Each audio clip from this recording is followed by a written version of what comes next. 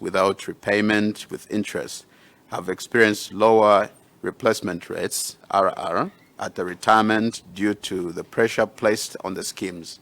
Low contributions density is also another area of concern, as income from contributions does not always match or rather exceed the payouts through the partial access to retirement benefits. In the event of bonds and other commercial banks in terms of term deposits.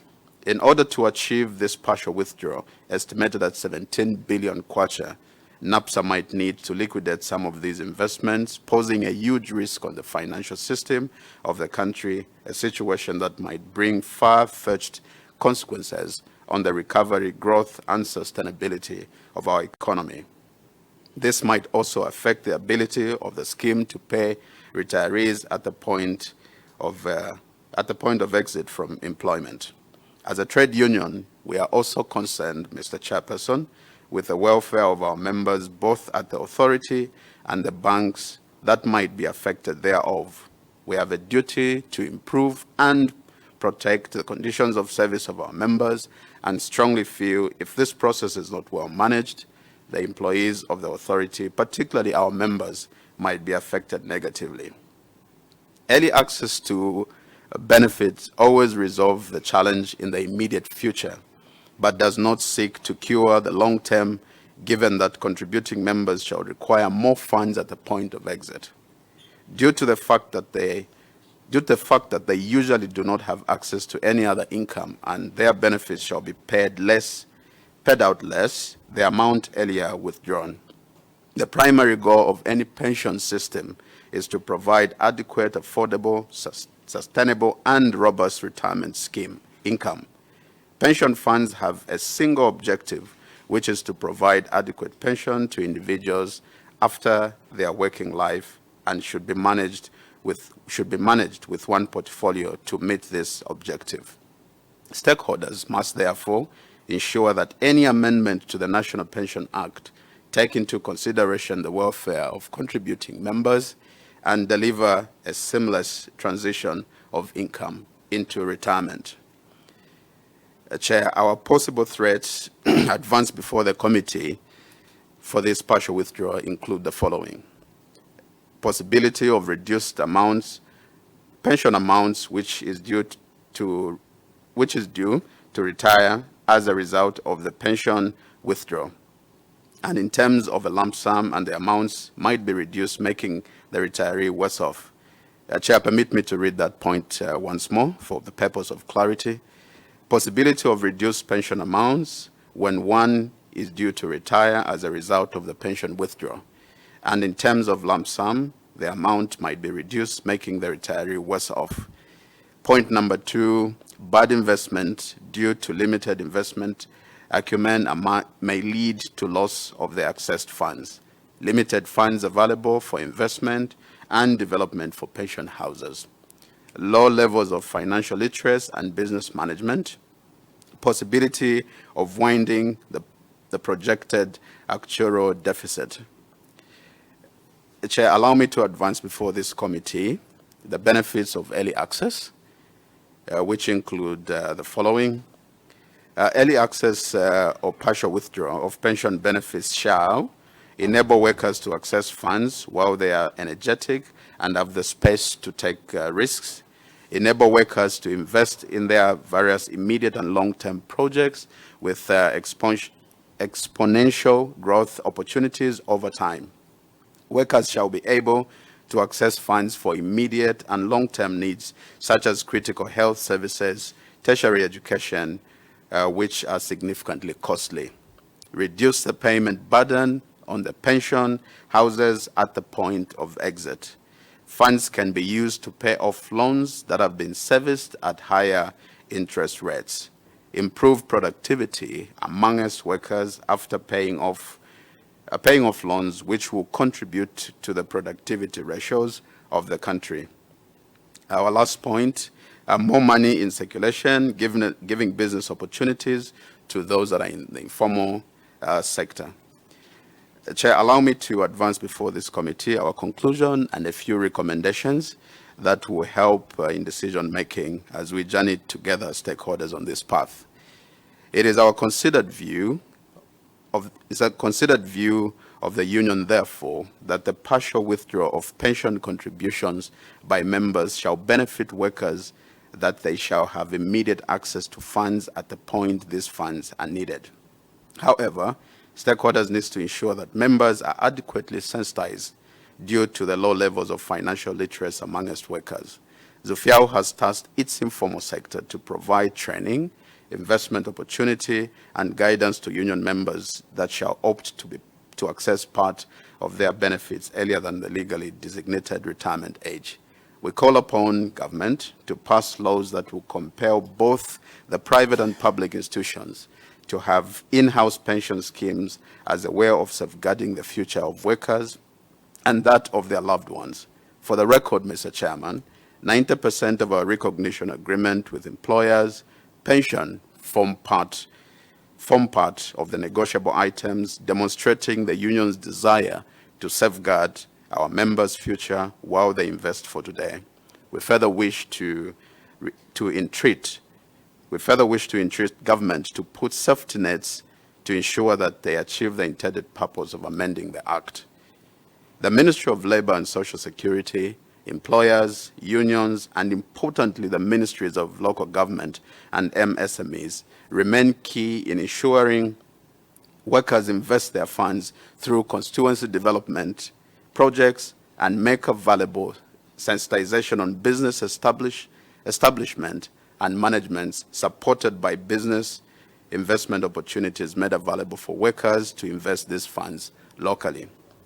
This creates the need for government to ensure creating a conducive environment to provide small and medium enterprises through policy direction. Chair, the union's position on this matter is that ZUFIAW supports the proposed amendment of partial access to retirement benefits based on the reasons advanced above. However, the union strongly urges government to ensure that safety measures are in place before implementing the options for partial withdrawal. Chair, I submit our write-up before this committee for further discussion. Is then your understanding of clause 39 that is being proposed to be amended? I don't know whether you have the bill. In view of your presentation, what is your view on clause 39? The entire of clause probably 39. As ZUFIAW, how have you understood that together with your members?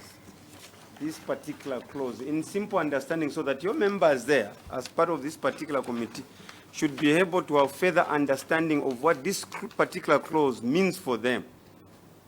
Because you have agreed with the proposed amendment. So how have you understood this particular clause which is being amended? For your benefit, clause 39 is saying, let me just read it for you. The Principal Act is amended by the repeal of sections 39 and the substitution, therefore, of the following. 39(1).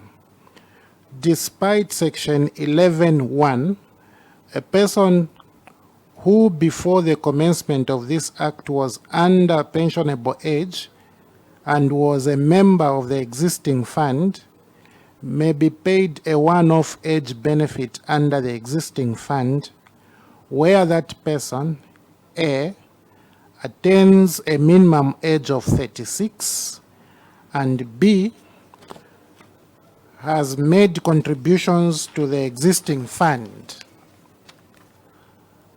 2, a person who receives a payment under subsection 1 shall not be entitled to a further payment of a benefit under the existing fund.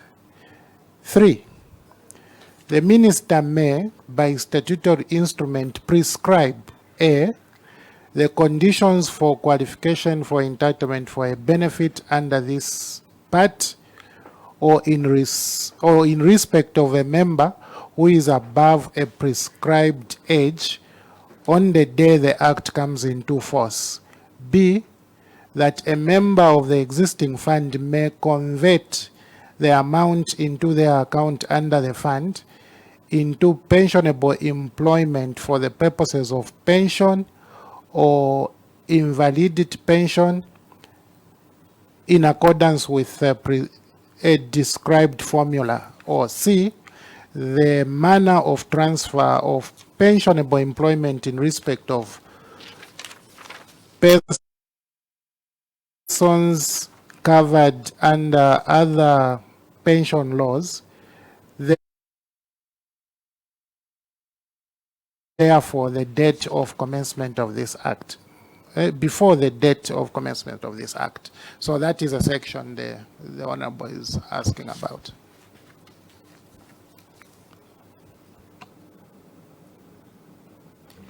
Chair, thank you so much. I'll invite our Deputy General Secretary of Finance to take that question from the Thank you so Honorable. much. Proceed, sir. Thank you so much, Chair.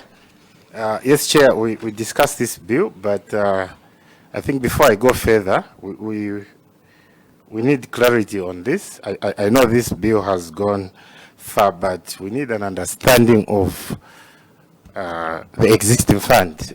Because if we look at the NAPSA Act, it defines the existing fund as Zambia National Provident Fund.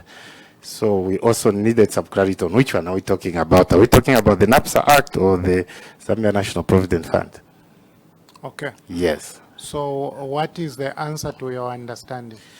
My understanding is that on this bill, with all due respect, I think there was an error made when we are saying that we are amending this by using the word existing fund.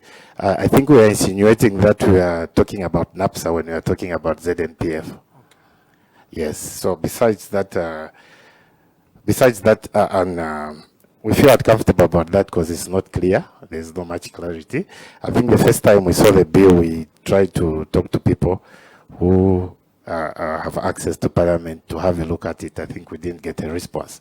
Now we find ourselves here, we are just trying to address it so that we can try to look at it further. We may be wrong, but when we read the NAPSA Act of 1996, I think it should be on the 3rd or 4th page where it defines the existing fund as the Zambia National Provident Fund. So for argument's sake, we'll assume that we are talking about the NAPSA one, but would appreciate if you take note of that and have a further look at it. Thank you so much. Yes, sir. Any further clarifications, honorable colleagues? Honorable Mabumba. Thank you for the opportunity. Now, presumably the proposed bill is referring to the Zambia National Provident Fund. What would be your view?